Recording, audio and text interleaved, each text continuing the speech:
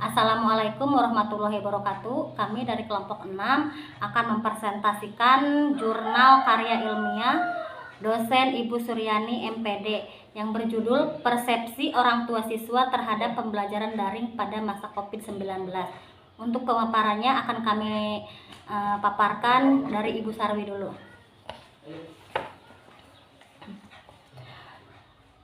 Persepsi orang tua siswa terhadap pembelajaran daring pada masa COVID-19.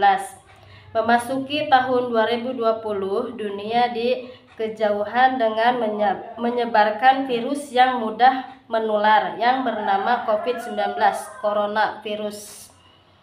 Virus ini begitu mudah penyebarannya karena mobilitasi manusia yang begitu tinggi pada saat ini. Korban begitu tinggi, hampir merata di alam di setiap negara. Seiring meningkatnya korban virus COVID-19, protokol kesehatan pun ditetapkan dengan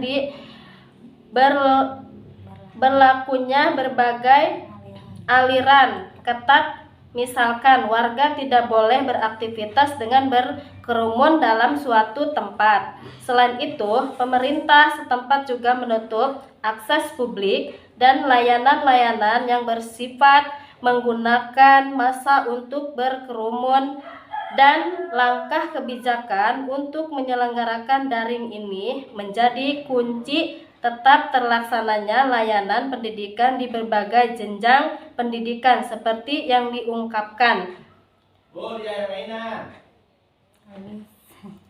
Lewis et al. 2015. Para guru hendaklah menyesuaikan diri dengan pembelajaran daring karena diperlukan, yakni yang harus efektif dan dapat diterima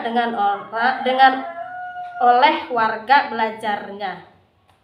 Metode yang digunakan dalam penelitian ini adalah studi kasus eksplorasi, sedangkan untuk pendekatannya dengan kualitatif, hal ini digunakan untuk memperoleh informasi secara mendalam terkait bagaimana proses pembelajaran daring ini berlangsung. Metode dan pembelajaran data primes dengan wawancara semi terstruktur, sedangkan data sekunder dikumpulkan dari data yang dipublikasikan seperti artikel, jurnal-jurnal, dan buku.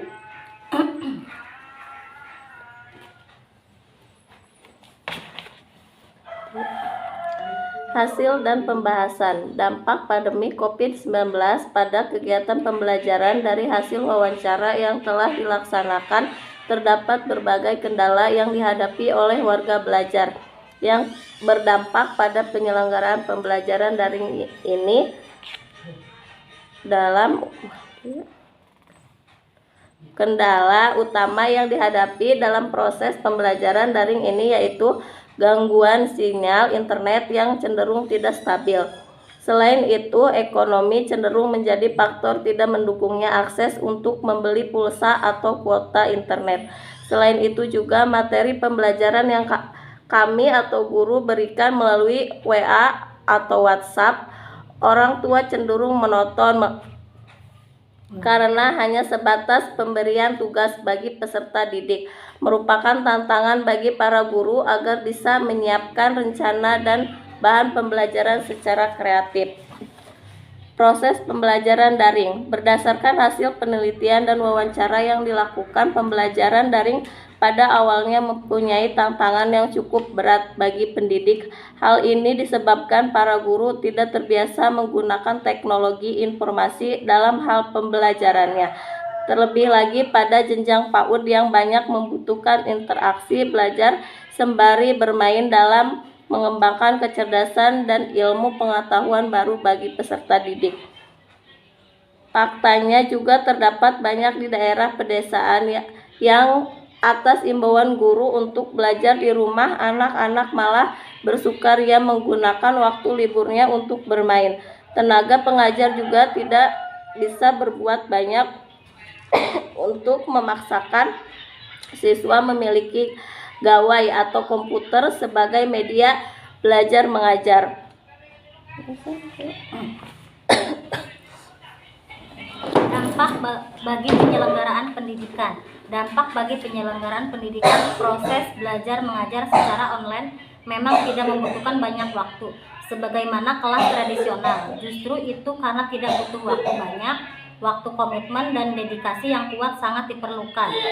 Berpendapat bahwa kelas online membutuhkan lebih banyak pekerjaan, lebih banyak perhatian dan lebih banyak komitmen daripada kelas tatap muka. Bagi guru harus mempersiapkan materi dan memikirkan apakah materi itu bisa sepenuhnya dipahami siswa tanpa harus mereka dampingi secara langsung. Peran sentral seorang guru juga nampak dalam kondisi seperti ini. Meski dia mengajar melalui video dengan berbagai aplikasi, Zoom, Google Meet, dan lain-lain, nyatanya suasana yang terbangun bukan kondisi kelas seperti biasanya. Apalagi jika terkendala sinyal internet, maka jadi proses pembelajaran tidak akan efektif seperti di dalam kelas. Selain itu, peran utama dari seorang guru bukan hanya mengajar yang menyampaikan materi saja kepada murid, namun juga sebagai pendidik, yaitu mengajarkan juga tentang pendidikan karakter pada siswa tersebut.